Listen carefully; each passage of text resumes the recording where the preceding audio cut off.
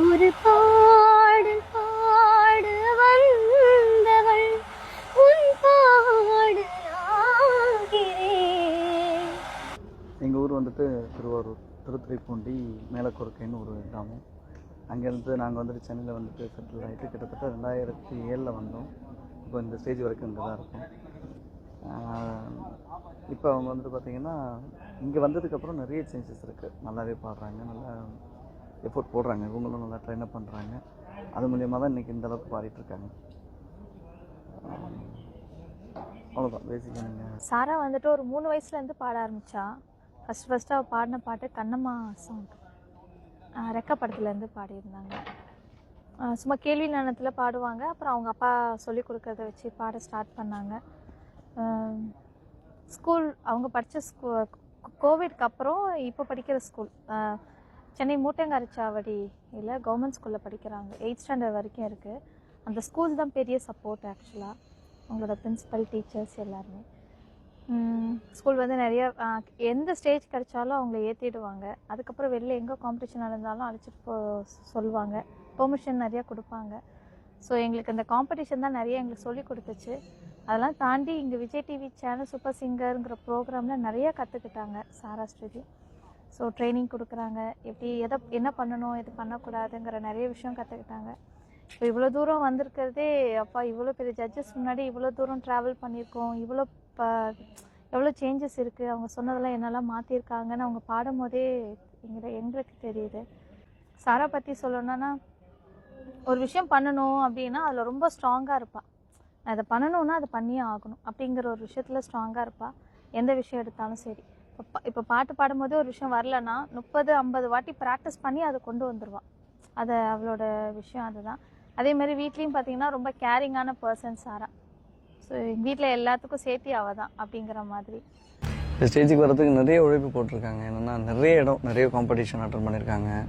சின்ன சின்ன stage program கிடைச்சா கூட ஓடி போய்ட்டு ரெக்வஸ்ட் பண்ணி கேட்டிருக்கோம், பாடணும் அப்படின்னு சொல்லிட்டு கேட்டிருக்கோம். அதில் கிடைச்ச வாய்ப்பை பயன்படுத்தியிருக்கோம்.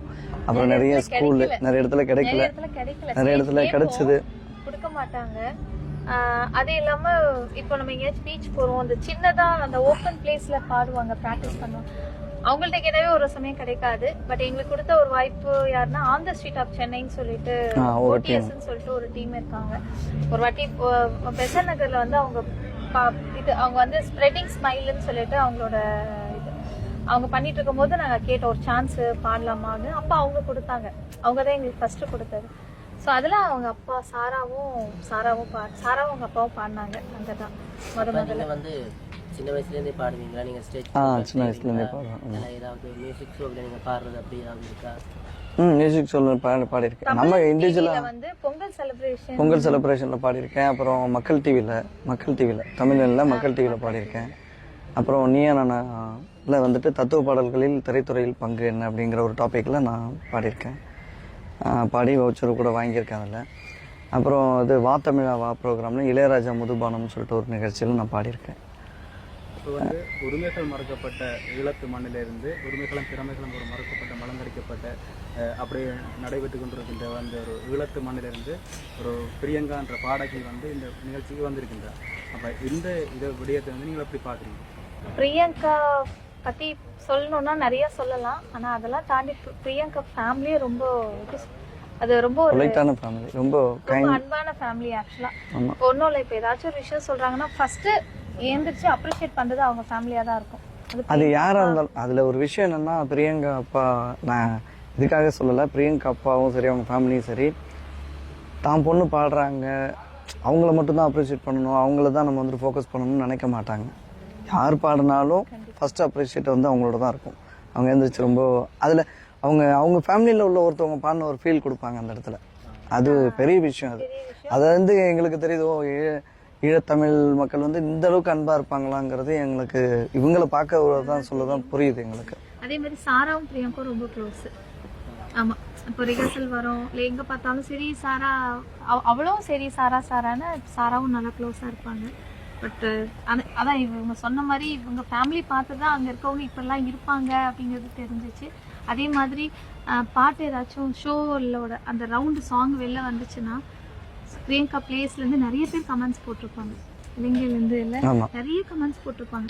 பிரியங்கா பற்றி மட்டும் இல்லை, சாராவுக்கும் சேர்த்து போடுவாங்க. எந்தெந்த பசங்க கரெக்டாக பாடுறாங்கங்கிறத நோட் பண்ணி போடுறாங்க. நிறைய சிங்கர் எனக்கு அதுதான் புரியல. அங்கே உள்ளவங்களுக்கு தமிழில் உள்ள சாங்கோ இந்த அளவுக்கு பர்ஃபெக்டாக புரியுதுங்கிறது ரொம்ப சந்தோஷம். ஆனால் படிக்கிற விஷயத்துலேயும் சரி, அவங்களுடைய திறமைகளை வளர்த்துக்கிற விஷயத்துலையும் சரி, புஷ் பண்ண வேணும். பேரண்ட்ஸ் வந்துட்டு புஷ் பண்ணவே கூடாது. அவங்களோட திறமைகள் என்னவோ அதை நம்ம தெரிஞ்சுக்கிட்டு அதுக்கு நம்ம சப்போர்ட் பண்ணாலே போதும். ஸோ எல்லா விஷயத்துக்கும் நான் சொல்ல வரல.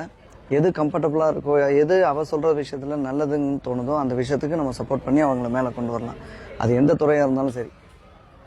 இதுதான் அதுதான்லாம் கிடையாது, எந்த துறையாக இருந்தாலும் பண்ணலாம். நான் வந்து ஓயமாரிலேருந்து வரேன். என் பேர் சாஸ்ருதி. உங்களுக்கு இந்த பாடுற திறமை எப்படி இருந்துச்சு? சின்ன வயசு நான் அப்பா பாடுவாங்க. சின்ன வயசுலேருந்து அப்பா பாடுறத கேட்டு பாடுவாங்க. நீங்கள் முறைப்பட சங்கீதம் படிச்சிருக்கீங்களா? இல்லை, எத்தனை வயசுல பாட தெரிஞ்சிருக்கீங்க? எனக்கு 5 வயசுல இருந்து. இந்த விஜய் டிவி செட் உங்களுக்கு எப்படி கிடைக்கும்? விஜய் டிவி வந்து எங்க ஆடிஷன் இருந்தாலும் எங்க அம்மா என்னை கூட்டிட்டு போவாங்க. அம்மாவால தான் கிடைச்சது. ரொம்ப ஹாப்பியா ஃபீல் பண்ணேன். அப்பாவுக்கு கிடைக்காத ஸ்டேஜ் எனக்கு கிடைச்சிருக்குன்னு அப்பாவும் அம்மாவும் ரொம்ப ஹாப்பியா இருந்தாங்க.